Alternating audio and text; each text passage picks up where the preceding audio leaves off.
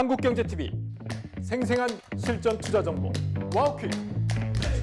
월 5,000원 커피값으로 투자 정보가 내 손 안에 배달됩니다. 와우퀵 N에서 만나요. 네, 아시아 증시 시황 전해드리겠습니다. 최근 들어 글로벌 자금들의 이동이 심상치 않습니다. 미국에 상장된 일본과 홍콩 ETF가 연일 상승세를 이어가는 반면에 한국 증시를 추종하는 ETF는 100달러라는 신고점 터치 이후에 3거래일째 약세로 온도 차이를 보이고 있는데요. iShares MSCI 사우스코리아 ETF 전일 종가는 91.8달러 선에서 1.8%대 약세 마감했습니다.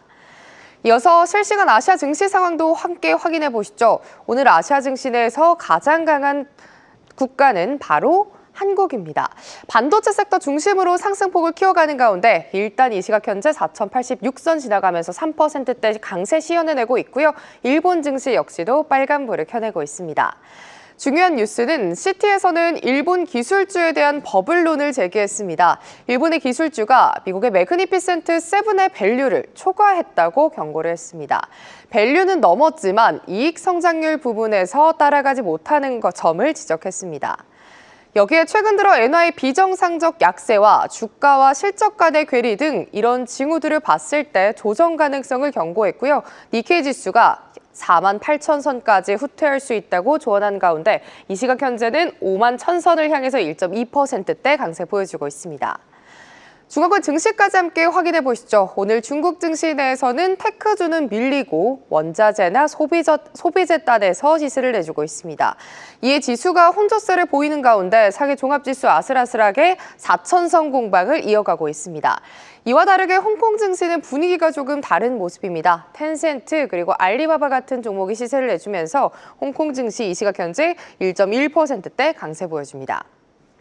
이어서 한국 증시에 상장된 아시아 관련 ETF까지 함께 체크해 보시죠. 오늘 상승일 상단에는 아시아 탑 50에 대한 ETF가 3%대 강세를 보여주고 있고요. 상승률 2위와 3위 단에는 아무래도 일본의 기술주가 반등세를 보이는 만큼 관련 ETF가 시세 내주고 있습니다. 지금까지 아시아 시황 전해드렸습니다. 의원 연결돼 있습니다. 연구원님 안녕하십니까? 네, 안녕하십니까. 네, 지금 미국 무역대표부가 오늘 중국 해운 조선 쪽에 제재 조치 1년 중단한다고 발표했고 중화권에서도 이 하나오션의 자회사들 제재를 해제한 1년 유예한 걸로 보입니다. 지금 중화권 시황 어떻게 보십니까? 네, 그렇습니다. 상해나 지금 홍콩 증시 전반적으로 지금 상승폭을 좀 확대하고 있는 모습인데요. 업종별로 보더라도 IT나 좀 제조업을 제외한 전 업종 상승세 보이고 있습니다. 특히 어제 발표한 CPI 지수와 플러스 전환하면서 필수 소비재 업종 좀 강세를 보이고 있고요.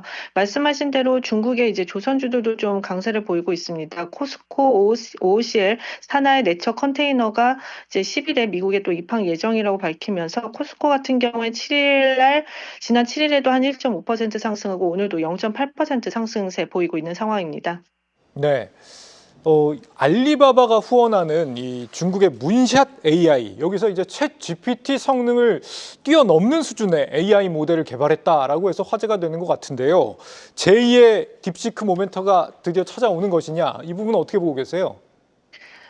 네, 그렇습니다. 문샷 K2 싱킹이 이제 출시가 됐는데 내부 평가 결과 보면 이 K2 싱킹은 주요 AI 벤치마크에서 좀 놀라운 성능을 보였고요. 에이전트 추론 능력은 미국의 이제 첨단 모델을 넘어섰다.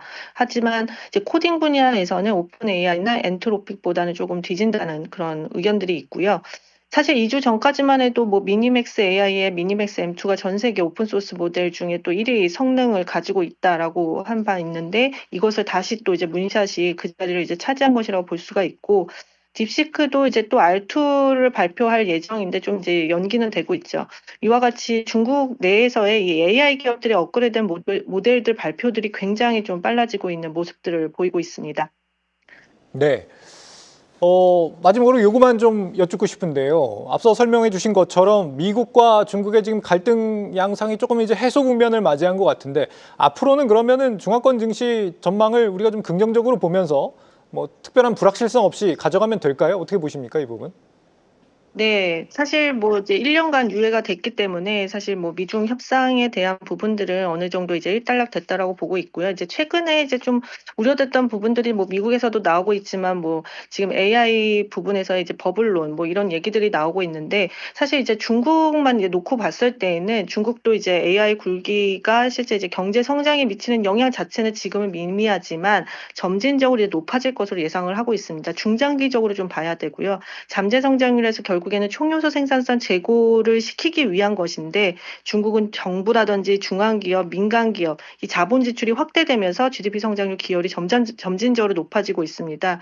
글로벌 AI 버블론이 나타나고 있지만 중국은 국가 차원에서 지방정부 차원에서 AI 인프라 투자를 엄청나게 지금 확대를 하고 있어서 AI 가속기만 놓고 봤을 때는 사실 수요 대비 공급이 부족한 상황이라고 볼 수가 있습니다. 그런 측면에서 저는 중국에서의 이런 AI 관련된 그런 업종 중심으로의 다시 한번 상승은 좀 유효하다. 그렇게 보고 있습니다. 예, 오늘도 좋은 말씀 감사드립니다. 연구원님 오늘 말씀 잘 들었습니다. 네, 감사합니다. 네, 신영증권 성현주 연구위원이었습니다.